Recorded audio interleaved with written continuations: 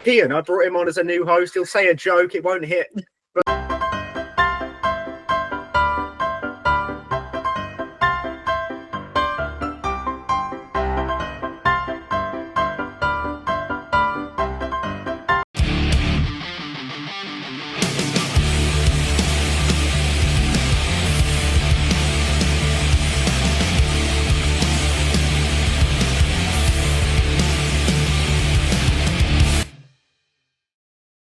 Hello, ladies and gentlemen, welcome to episode 81 of the Uncensored Podcast. I'm your host, Riley, and this is the other host, Keeaun. And today we have a guest. Keeaun, would you like to introduce them? I'd like to introduce them. Today we have the amazing Anthill. Round of applause for Anthill. Thank you, thank you. Round of applause. How are you doing today, guys? Yeah, we're all good, thank you. All good. Well, I'm going to kick this off slightly differently to normal because there is actually a story time that comes to this one. Now, me and Keeaun, we are avid wrestling fans, and so we were a big group watching the wrestling. And a thing we like to do, we like to stage a Royal Rumble where you just play random music and come out as like whoever you want. And so I was like, you know what? I'm gonna go in as Kimbo Slice. I was like, the fuck sounds like Kimbo Slice. So I went on Spotify. It's like Kimbo Slice. Oh, conveniently posted earlier this year. Is a song called Kimbo Slice? Well, that's got to do. So I whacked it on, and I start going. And me and Kim just kind of look at each other. I'm like, this is really fucking good, isn't it? Yeah. So after that, we went back and we're like, Anthill. So yeah, we listened to the rest of your stuff and was like, wow, I love Kimbo Slice and Kimbo Slice live and acoustic and Kimbo Slice in the rental version. And so we were like, I'm going to DM him. I'm going to see if we can get him on the podcast. And you hit back, and that's how we're here today. I know. What an amazing story it was. I know, it's beautiful. But yeah, so it's great. It's great to have you on because we are actually like big fans of you and your music. So it's really nice. Yeah, appreciate it. Yeah, yeah. No, it's right. Yeah, it's good to be here. It's like our first proper podcast interview kind of thing. Oh, yeah. We're honoured. Yeah, very much. Yeah, except for one of our mates upstairs. Yeah, this is not the standard for podcasts. This is down here. Nice down, we're up there. No, we're all the way up there. Depending on who you ask. Yeah, exactly. Okay, well, standard starting question. How did you come to form as your band? Well, it started off, back in 2019, I used to play with this guy called Sam in a band. He was a drummer, and I just shot him a message saying I want to, start something new. Do you want to do that? And then we just kind of, got a group of people, and we've, been playing shows ever since. Oh, I do love that. I do love that a lot. It's always the nicer ones where it kind of just forms. Yeah, exactly. Nicer, kind of just happens. Yeah. I mean. You say about shows. I'm going to jump to this question because I always love this question. What is your most memorable performing moment? What's the most memorable thing? Maybe it could be what's happened in the crowd. It could be just the feeling that you got. But what's the most memorable moment at one of your shows? Oh, the one time that I came in the right key. Yeah. Yeah, we have to write special all the key changes on Adam's set list because he tends to. Yeah, typical bassist. I can't remember what tune in a minute. I've only got one string to tune and I still can't do it. Yeah. That'd be my basic experience, to be fair. I'd need like a PowerPoint presentation going through what slides I'm on. I'm trying to think. Memorable. I'd probably say it was in this current lineup. It was our first. It was like our comeback gig after not gigging for months, and it was like, it's like 100 cap venue. We sold 100 tickets on that first gig back. With like a brilliant lineup of some bands we're still playing with now. Yeah. So I think to come back to that straight away, get back into it and see all the people waiting outside the venue for us was probably. That was like the best feeling that I think I've had in the band so far. Yeah, it must have been cool. Yeah. That was actually my first gig with the band, really? and my first gig playing bass ever as well. Wow. because I did the generic guitarist who gets told to learn bass to join a band. So that was my first ever gig playing bass live, and it went pretty well, to be honest. But the pressure was on joining a band that had just sold a venue out. But yeah, I really jumped in the deep end there. It's just yeah, like, on an instrument I didn't know. But yeah, it worked. It was a good. It was a good day. It was a good time. Yeah, somehow it worked. yeah, you've got to have some level of chaos. Yeah. That always makes the best gigs. But yeah, do you have any others like coming up soon?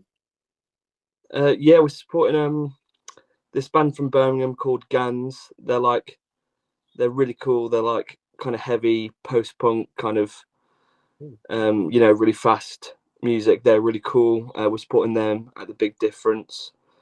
We've got Creepy Crawlers Fest as well. That's like independent festival that is being put on in Leicester. There's 10 bands. We're on that lineup, all like kind of grungy stuff. So that one will be really cool. Yeah. And we've got our first gig in London coming up soon as well, haven't we, Jack? I can't remember the date of that. It is on my phone somewhere. It is 17th of May. I believe so. I'd have to check. Yeah, 17th of May. That is the right day. 17th of May at a place called the Beehive. It's our first gig in London. 17th, But that, have a look. 17th is when's Tyler? Is that the week after? Tyler's 21st. Okay.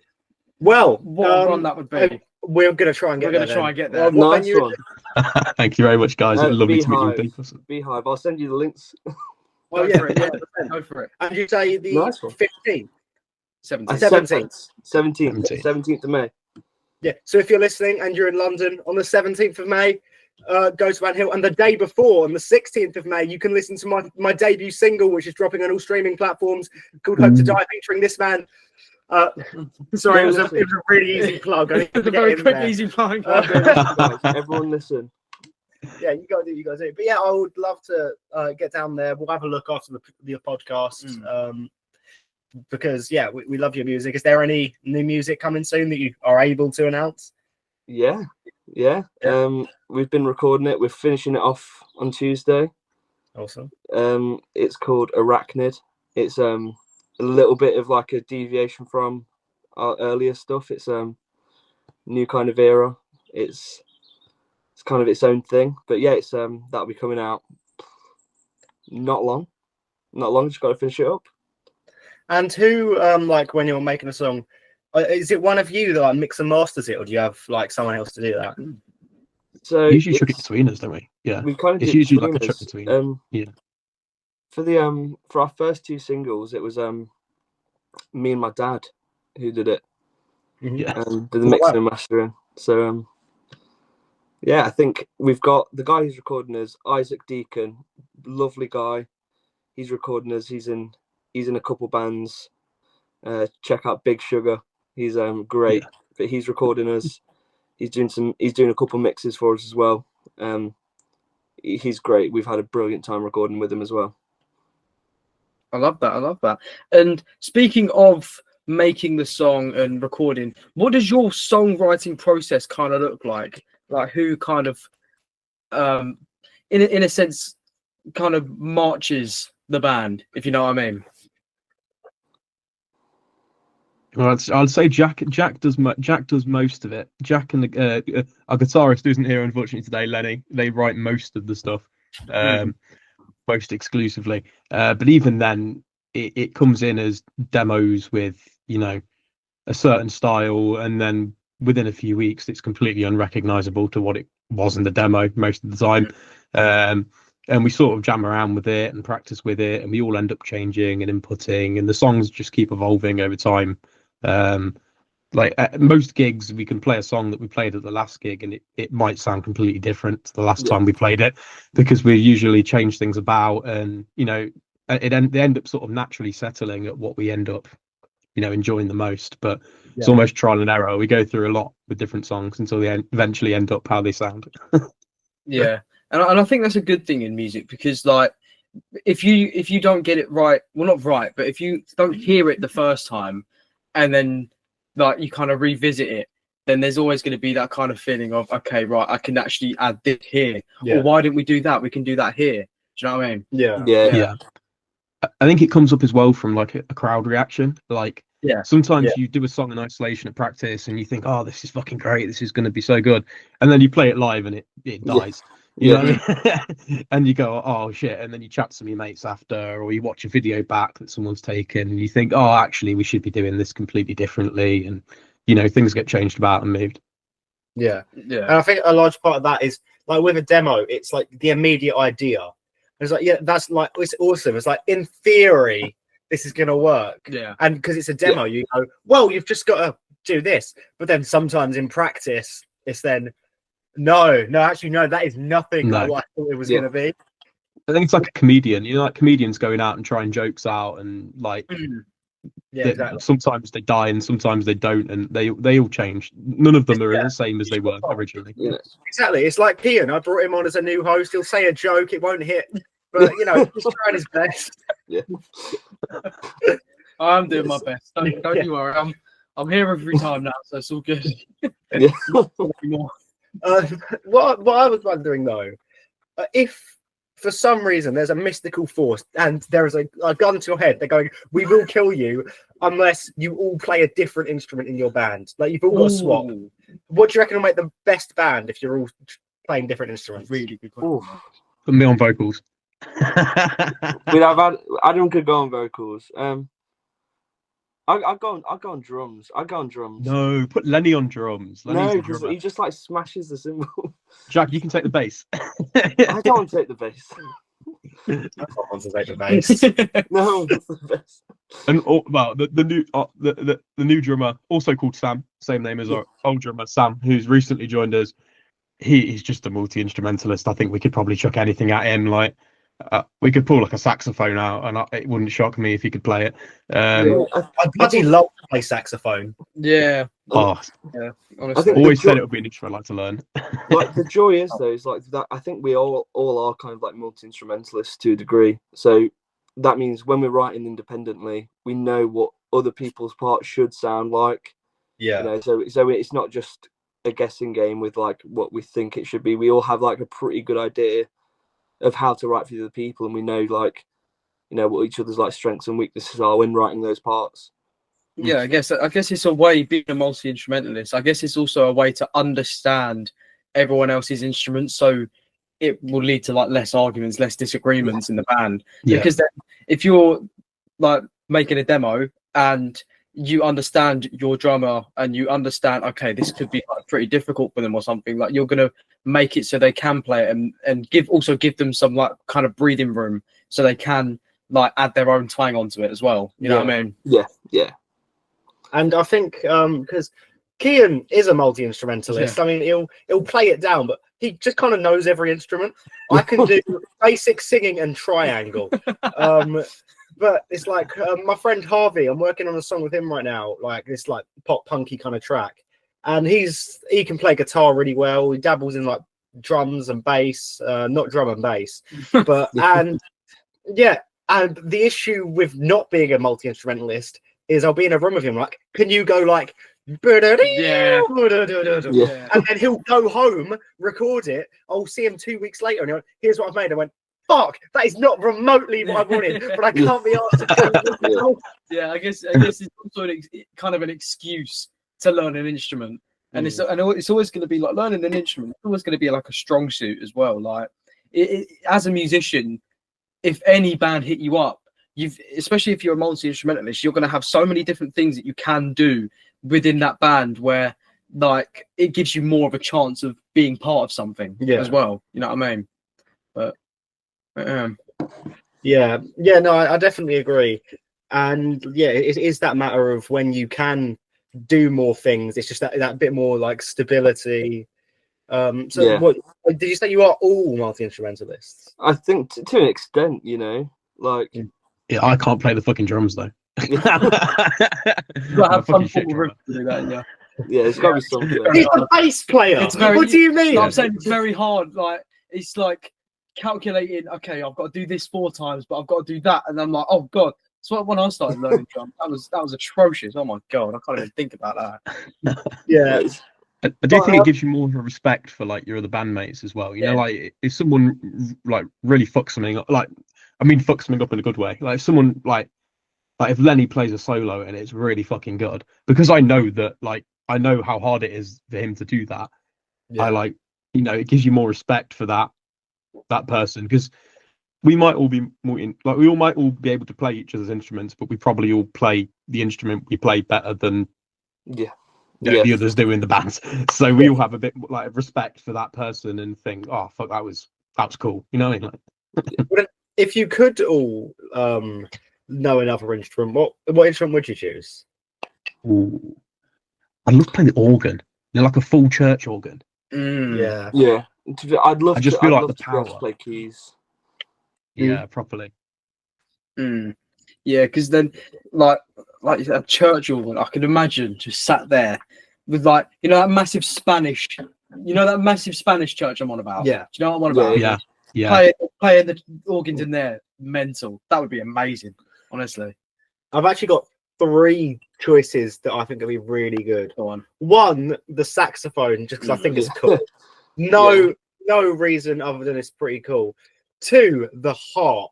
It's such a niche instrument, but if I had a harp in like my living room and I could play it well, I bloody love that. There's something about a harp that's so angelic. And 3, the triangle, because I got good reasoning. Go on. Because imagine, like, you're like, oh, what you play? And you're like, yeah, the triangle.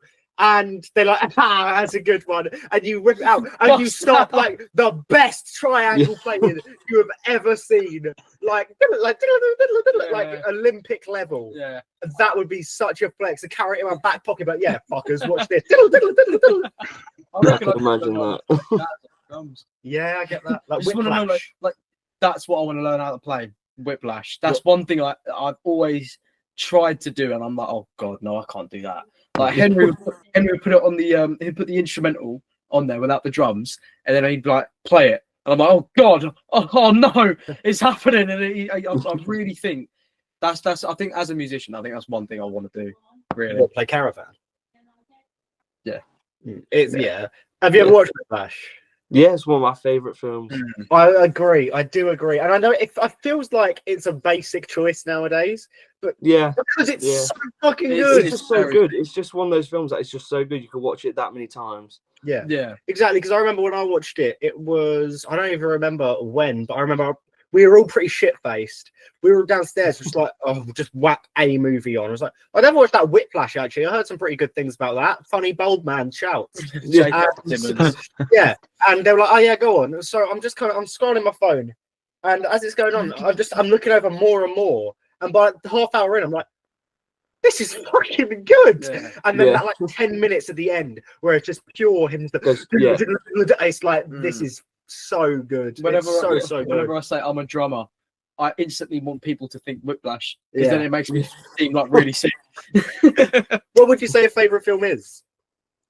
Ooh, I'll let Jack go first on that because I need to think. I don't think I can give a great answer. Whiplash is one of those ones that is up there. If we're gonna go all time, it's probably The Shining. I'd fucking love The Shining. This is gonna be a crime. Don't. I've actually not seen it. Never seen it. Oh no. You're exiled. I've been meaning to. You need to. But I'm a bit of a film nerd, so like I could name some. I could go through like a list of 30 weird films. Like old Swedish films from like the 60s or whatever that I absolutely love. But I still think The Shining stands above it as just like. It is a very good film. I think I'm an amazing film. Person. You are. There's one film that oh my god, I've just thought of this. It's an old Lego film. I need to know if you ever watched this, or if you guys ever watched this, right? The Adventures of Clutch Powers. Does that come to mind at all? No. Yeah, no, that really? it was like Lego City, like. Yeah. I've been trying to find that for about 6 months, and I've not found it anywhere. And I really want to watch it. I used to watch all the Ninjago ones when I was a kid. Yeah, man. They were the best. Hang on, what's going on? I'm trying to. What are you trying to do? I need to search whatever this film is now. What? Adventures of Clutch Powers. Adventures of Clutch. It's actually there you go. Lego. It's Here we go. honestly. Adventures of Clutch Powers. There you go. Let me share this shit. Why is it being evil? It's evil share. No, stop evil sharing It's it. evil sharing. But yeah, no, like that. It's cold. Hang on. Yes, I fully allow this and support this. Use your password. Yeah, please just let me screen share. It's all I ask for. I allow. Allow that. I'm not quitting and reopening. Piss off. Oh, it's all gone to shit. Right, I don't think it wants me to do this. Don't think So it you're just gonna have to trust in the adventures of Clutch Powers. It's Go ahead, genuinely do your own I remember research. it years and years ago, like when I was like probably about 5, and then all of a sudden it just sprung to my mind about 6 months ago, and I've been telling my girlfriend I've been really meaning to watch it, but we haven't found it like anywhere. Like it's genuinely like gone. I just really want to watch it. Don't know why I said that. Yeah, look at it, bro. It's gas. What the fuck? I need to find out where to watch it, honestly. I cannot. Usually it comes up with where to watch it, so it genuinely might be lost in time. Just gone. I might You can buy it on Amazon. I'm for buying a the £5. I'm buying the DVD. Fair I'm enough. doing it. Right. Okay. So we've got The Shining for Yeah. answer 1. Okay. Ugh. Well, what favorite film wise? This I really struggle. If I'm honest, though, if I could just choose to watch any film right now, like maybe like Lord of the Rings. Mm. I love those films. I could just like watch those like every week. Yeah, I've also not watched those. Really? You are bad. You're genuinely exiled from the Uncentred Kingdom, honestly. Because You need to watch need them. to. I'm going to give you a list of films to watch, All right. right? And you got to get them done by the end of the week. I haven't watched Gladiator. I was gonna, and then literally the day I went to watch it, I took it off Netflix. I've watched Fight Club. What other film do I need to watch? Yeah, fair. That's very fair. That's very fair. I've watched all 4 Matrix films. Okay. I liked those. All right. I've watched basically every MCU film apart from the last 4 years worth. Yeah, to be honest, fair enough. Yeah, I like my series. Yeah. Give me Friends or Gavin and Stacey or JoJo. I bloody love JoJo. I don't watch that many films. Like Yeah. I'll find a TV show I like and watch it all, then just not watch anything for like weeks. Yeah, exactly. Mm. I think for me, it's like I don't watch films because with a TV show, it's like a commitment. It's like I can sit down and watch it. Yeah. Whereas with a film, it's like this is an hour and a half of my life. I could be doing something else. Like I've watched like Breaking Bad and Better Call Saul through like 3-4 times. Yeah, exactly. Mm. BoJack Horseman's my shit. That's Fucking love I've still BoJack. not watched it. I need to. That's Oh, on Jack, on you'd my love go-to. BoJack, man. You need Really? to watch it. It's a fucking great show. This is, yeah. any form of self-resentment or regret you might have. It will all be channeled into BoJack Horseman. Sounds real. Look, yeah, it is so good. I still need to watch it, to be honest. Yeah, no, you do. Charlie's watched it. I need to watch it. There are not many shows where you walk out and go, the main character is such a cunt.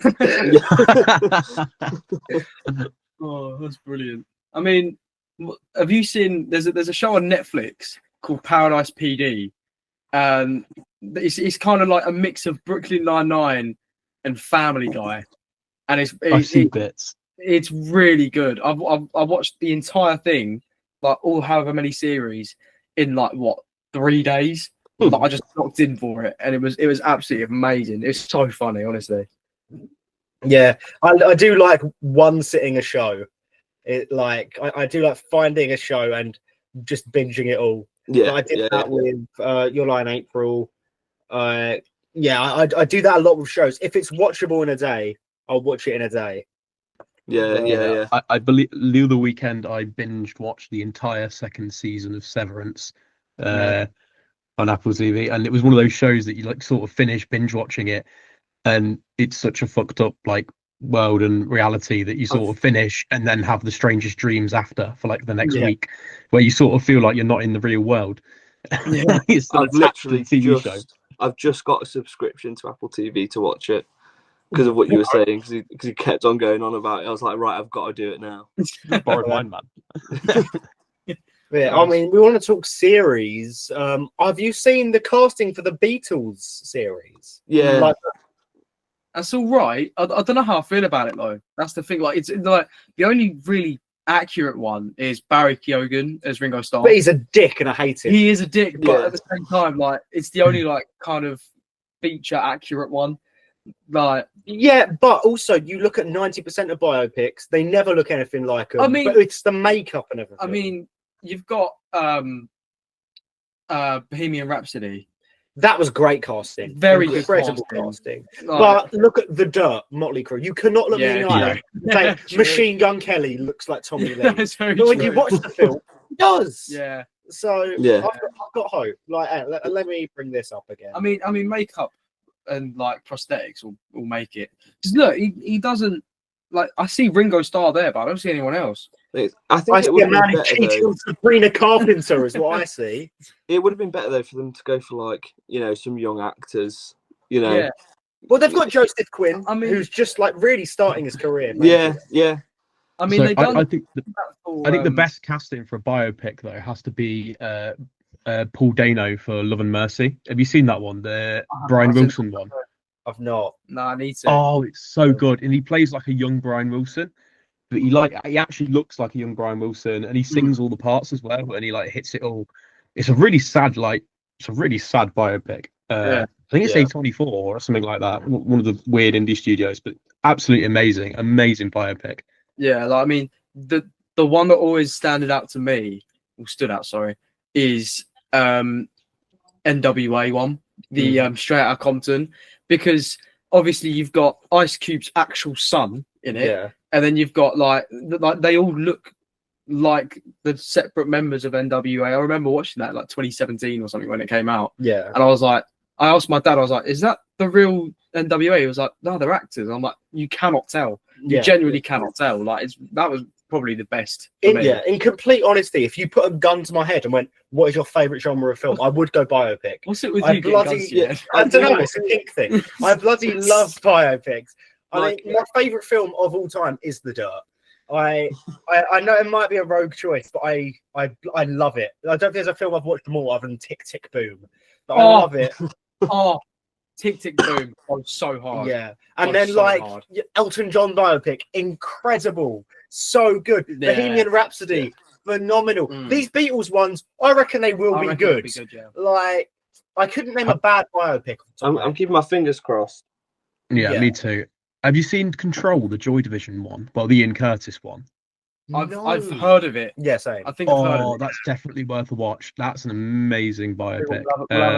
We'll have a little binge on Sunday. Absolutely devastating. I cried like a baby at the end of that film. Really? But really good though. Yeah. I mean, there's so many films that I've been meaning to watch, like all on my list, and I'm like, I need to get. I just can't find time to watch them. Like, we've got no time with like sick woman and doing this and beat it. Like, it's just so little time to do everything. I'll tell you what though, on the subject of biopics, I'm gonna bring back a Thomas Kilroy question Oh, here we go. from 2 years ago when he used to host. Yeah, Who he's would on you Sunday. cast to play in Ooh. Anthill the biopic? Ooh. I've got to have Jack Black as me. Sorry. I respect it. I respect it so much. That's Yeah. so valid. Yeah.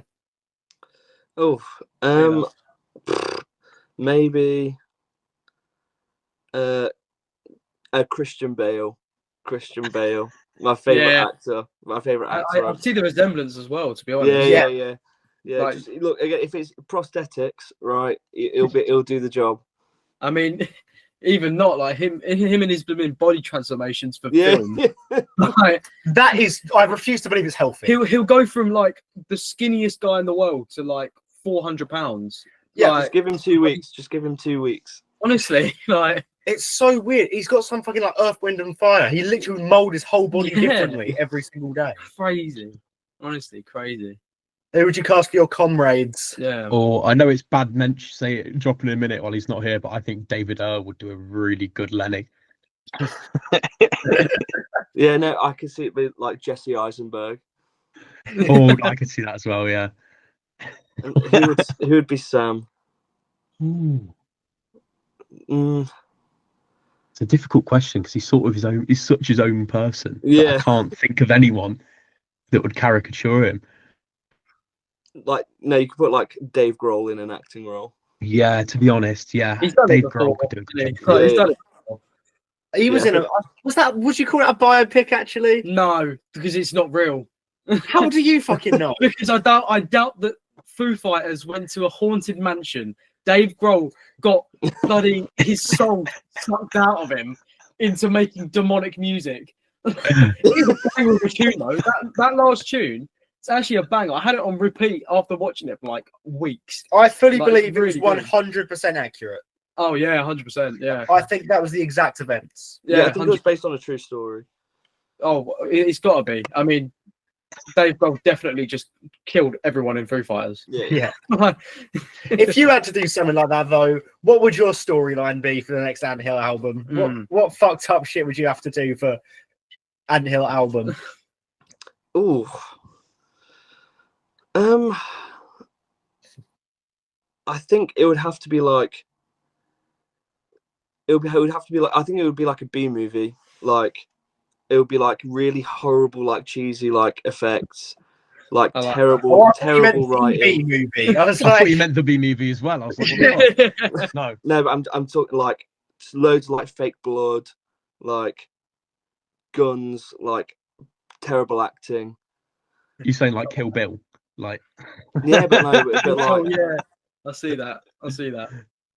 it's we're going like for like, something like fun. we're going for like Yeah. a Scott Pilgrim vibe. Yeah. oh, Yeah. I wanna watch The Pilgrim. Mm, I know it's a crime that I've not already, yeah. but I was gonna, and then once again, it was not on Netflix because I wanted to watch the live action. Yeah. Although I think it's a series. I might be wrong. What would you say would be the uncensored film? Oh, What would happen in Ooh. that? I reckon like Thomas Kilroy just bludgeoned to death. Tom gets bludgeoned to death. I'm the blonde dumb girl. No, I tell you exactly what it would be. It would be we are on the hunt for the world's greatest sandwich. Yeah. Yeah. That's what it is. And on the way, we find Ollie and we kill him. Yeah. 'Cause he's gone on too many dog walks. Yeah. Honestly. Yeah. That's what it would be. 100%. I mean, if I want to go back to the biopic one real quick, who would you cast as your actor?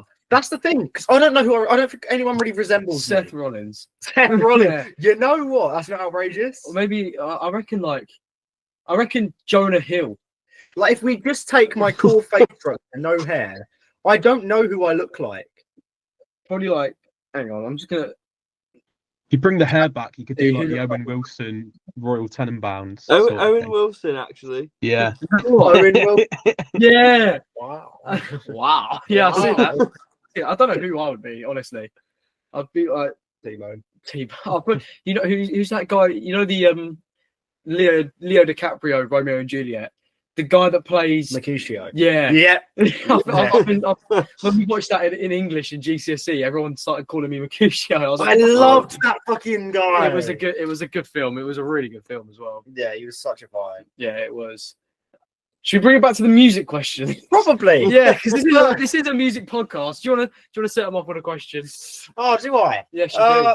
Oh, but let's see here. What have we not ran through? We ran through how they got together. Yep. We ran through. Oh yeah, you know what? Here's a simple one. Go on. What bands and artists would you say you all pull your inspiration from?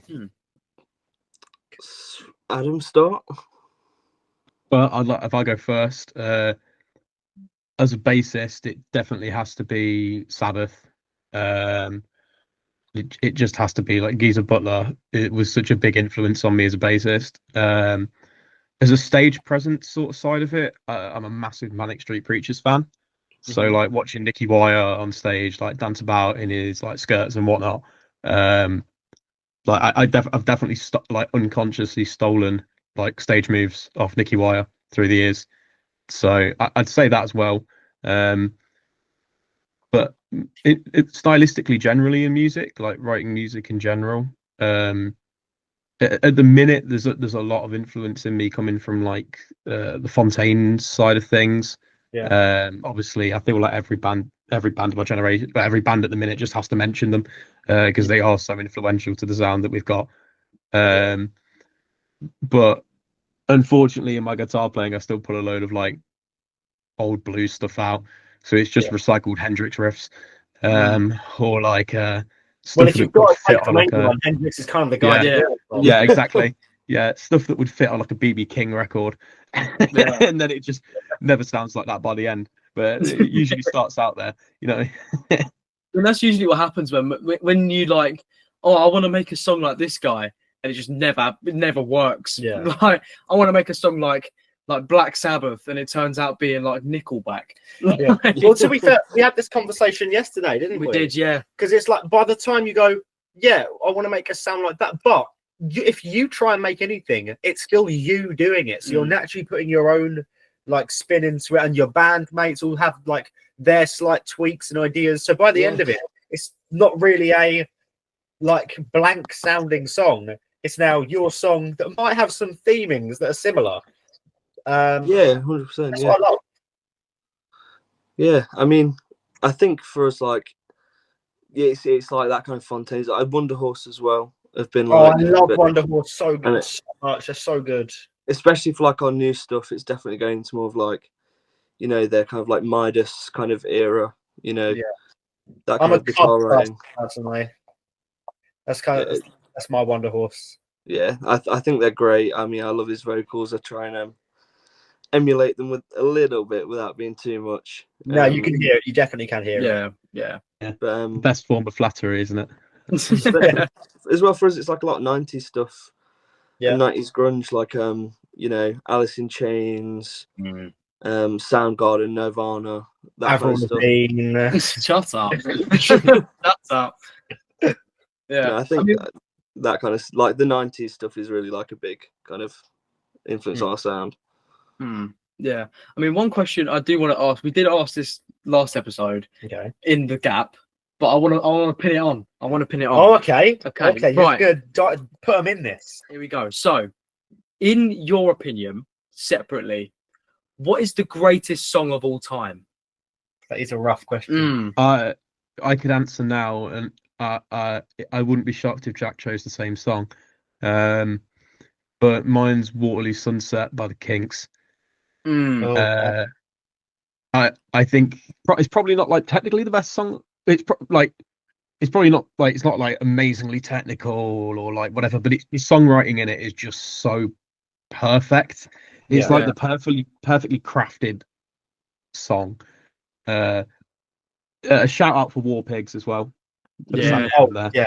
Yeah, exactly. But I think the end lets it down because the end of War Pigs is just atrocious. It's like they got to the end and was like, oh shit, how do we end this? And like, but definitely Waterloo Sunset for me. Yeah, I'll chuck it over to Jack, see what he comes out with. For me, I've always thought it was Everybody Wants to Rule the World, Tears for Fears. Ooh, that's such a good choice. Massive shout there. Yeah. Yeah, it's just the amazing song. It's just the feeling you get when you listen to it. It's just it's like nothing else. I think with that one song, they kind of just like hit the nail on the head with like everything in one song. Yeah. I mean, my opinion. This is my personal opinion. I reckon. Shit. You're gonna hate yourself for this. Kimbo Slice, but No, I bloody love Kimbo Slice. I hope to hear it live. 100%. Yeah.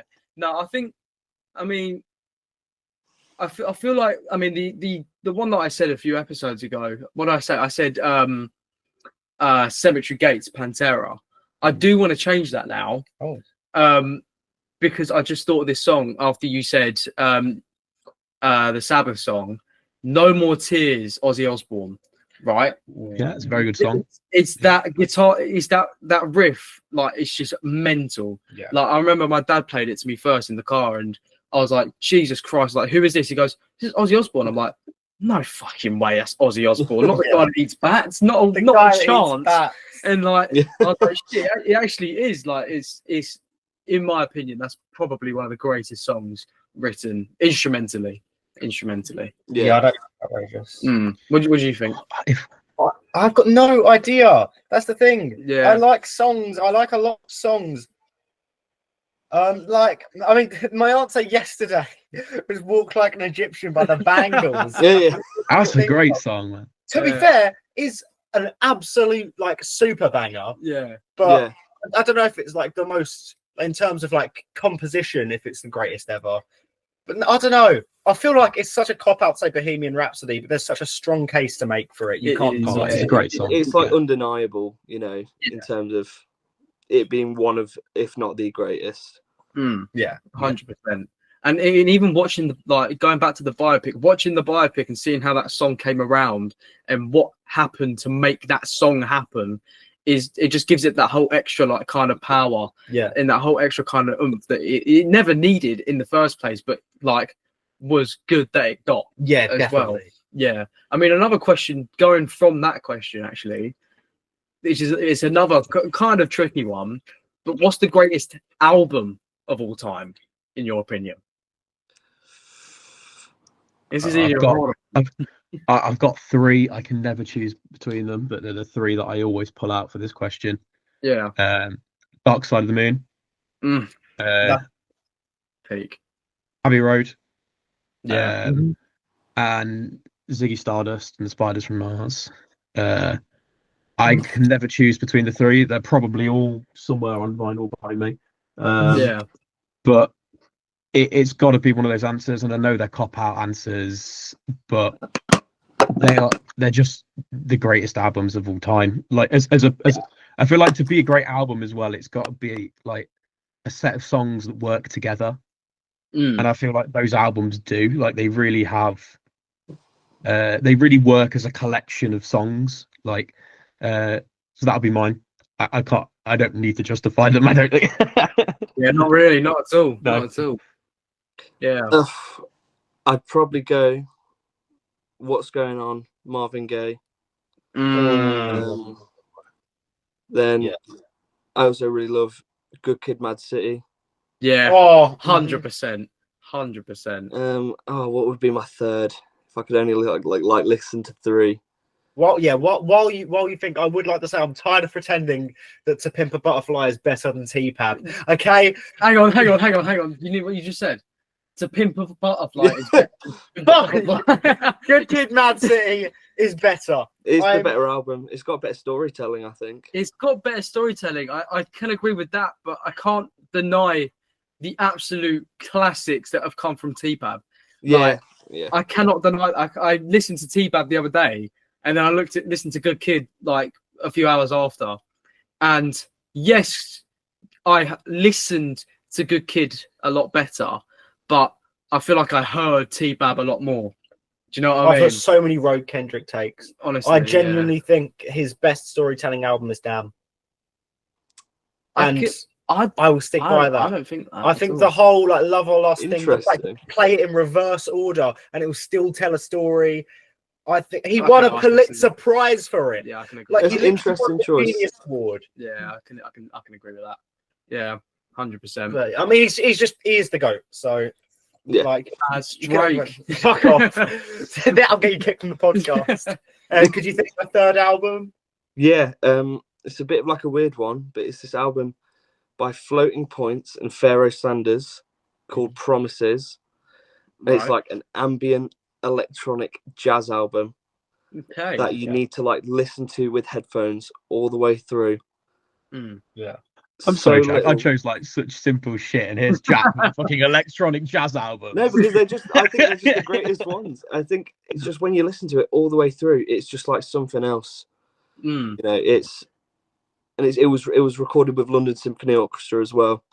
Oh, amazing! You know, it's like this huge sound where like so little happens, but then so much happens like in the space. You should like really listen to it. I'd say like to anyone. Yeah. 100%. Yeah, okay. I'll get on that. Yeah, I reckon for me, I've got two that are standing out to me at the moment, and that's OK Computer, Radiohead. Yeah, I know you're gonna hate that because it's not even their best album. You think that's even better than that? But I agree. Because I listened to it on the way to, I think it was Birmingham, and like me that's not because it was good, but distracting yourself from Birmingham. No, it not was even just that. making it better. Not even that. We got up like halfway through Essex and it finished, and I was like, this is an amazing album. Like it is an amazing. It's a beautiful album. And another one, Scrapyard Quadeca. Yes. Finally, a Quedeca Oh fan. my lord! Oh, get it, Oh get my it, lord. get I it. put this Let's go. it was On the number vinyl. 4 on my albums of 2024. I love that. I love that. Yeah, Scrapyard. I've got to say, like, Easier is Yeah. undoubtedly one of Yeah. the greatest songs of this decade. I'd agree. I agree. I agree. 100%. But in my opinion, I think Scrapyard is an incredible project. I mean, I have it on vinyl, Yeah. but as an album, and this was actually going to be one of my picks for album, I Didn't Mean to Haunt You is better constructed album. Construction, yeah. I think as a concept it's better, but Scrapyard is like, it's like banger after banger. Yeah. Yeah, that's true. Because if you think it starts with Dustcar. Yeah. Yeah, like and even on that vinyl, and you've got the unreleased ones. Yeah. What's that? I think it's the second unreleased one on the vinyl. The banger, absolute banger. Yeah. Like I don't think Quedeca is missed, and even with this new single as well. Oh, the new song is so good. I've still Have you not heard it? listened. I've still not Really, listened. you need to after this podcast. After go this listen. podcast, That'll be the I first thing I do. I for promise. you. Honestly, It's so good. it is an absolute banger. But yeah, I Bloodstained, mean, yeah, for me, because I have been a Quedeca fan since before he released the voice memos. Like I was in year 5 listening to With the Quedeca. KSI disses. sure. Yeah, when he was pre KSI disses. Like I must have been the only guy on his side. Like real music, fire, everything. But it's like I Didn't Mean to Haunt You. Like Tell Me a Joke. Fantasy World is literally my second favorite song of all time. For me, yeah. So I'd say I Didn't Mean to Haunt You. I'd say there's a guy named Saba. I bloody love Saba. Care for Me. It's an incredible album. So well constructed. Not a song below like a 7.5. And for 3, Rogue Choice. But I'm trying to pick answers that have not been said already, and it's pure bias. Actually, honorable mention: the Guardians of the Galaxy Volume 1 soundtrack. Yeah. I know it technically won't count because it's a compilation, but it needs a mention. Yeah. But Paramore self-titled is Okay, yeah. perfect album, mainly because Hayley Williams is my wife and I love her. I mean, yeah, I can agree with Paramore. I understand why you're saying the Guardians of the Galaxy one, because listening to that, it's just banger after banger after banger. Like, that soundtrack for that film is unmatched. I don't think there's one film other than maybe like some biopic that has a better soundtrack, in my opinion. Yeah. It's crazy. And I'm also just going to throw in Hypochondriac by Breakins because it's my favorite album of all time. So I just wanted to slide that one in there. But I think it's time to get hit with the big 3 questions, the staples of the Uncensored podcast. So number 1. So this has been lighthearted, a bit funny, bit jokey, silly. No. Time Locking to in. If you'd watched BoJack Horseman, you'd understand the feeling it's about to bring me. This is like being Sabrina Carpenter going through a divorce. Jesus Christ. This is like listening to OK Computer and going, God, I wish I was listening to the Bends instead. In Birmingham. Yeah. What is the best sandwich? Are we being restricted to like No. Anything? I will. Ooh. If I don't allow it, I will tell you. Oh, New York deli, pastrami, pickles, mustard, bit of rye bread in there. It's a great choice. It is Very a great good choice. It's just such a good sandwich, man. You get like the crunch from the pickles. Yeah, no, you can't go wrong. Yeah. I cannot fault that at all. Exactly. it is like an Italian caprese sandwich with like mozzarella, some like cold cut meat, fresh basil. What type of bread? What type of bread you got, Jack? I was going to say, you got to have olive oil. Yeah. Focaccia. 100%. Absolutely. Yeah. I mean, add that to the list of sandwiches we're going to make for the mini-series. Yes. Oh, by the way, we're end with the Francesinha. Because we have to. Actually, no, we end with the Francesinha because I think it's going to be the best. Yeah, okay. You may say that. But yeah, that sounds incredible. Yeah, I think they're both valid sandwiches. I'm going to give them both the stamp of approval there. Yeah, 100%. Thank you. 100%. It's a very prestigious pass. Yeah. It's a very I wear it with honour. Right. Now moving on to the second of the big three, even though it's not even that big. Bit of a going Not back the first to the, time he's had to say that. Oh, shut up! Honestly, right. So, moving kind of back onto the kind of like career and music kind of side, where do you see your band in the next, say, 5 years?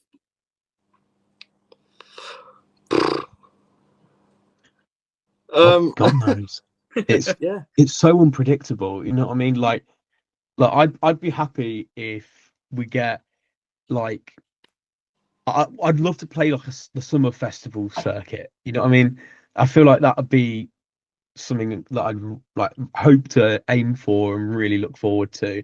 Even if we're on a tiny stage, like I don't care. I just love to play like the summer festivals and like tour around on a bus for like a few months and do the summer festivals. I just feel like the energy from them will be so great. I'd be sunburnt to shit because I've got like the worst skin on the planet, but it would be great. Yeah, I can agree. But I mean, ideally, you know, we'd love to get signed at some point, you know, just to help us go a bit further. But I just want to play shows. I just want to play as many shows as I can. I'd love to like do a tour. You know, I'd love to like play more in like London and, you know, the bigger cities up north. You know, I just in the next 5 years want to play as much as we can.